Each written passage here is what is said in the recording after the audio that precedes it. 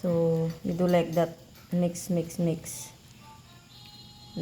flour, the milk, and the vinegar, and the Crisco.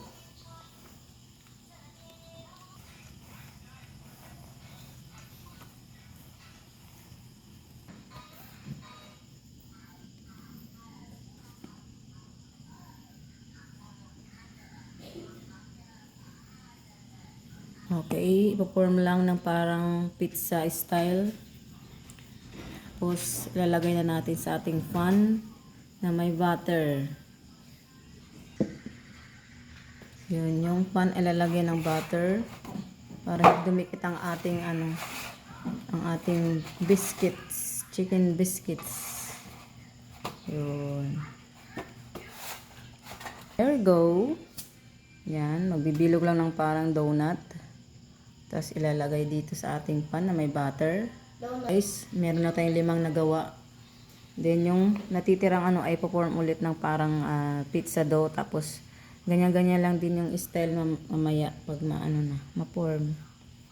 Yan, ganon. Ayun, o, diba? Saka dito, may 6 na tayo. Dito. Lagyan na natin guys sa ating oven. Guys, ang ating chicken ipapalaman natin mamaya sa ginawa ng aking hubby na biscuits. O, di ba? Oh. Yummy, yummy.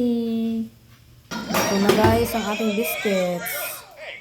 Ito na yung ating pag-judge na yung tikiman time na.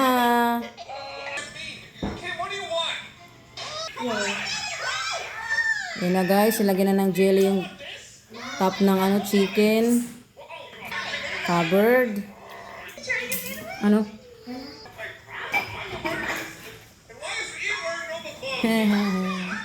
This is it guys. Oh. Init. It's so pretty inside. The chicken. The jelly. At saka yung biscuits na ginawa niya hubby. Human time.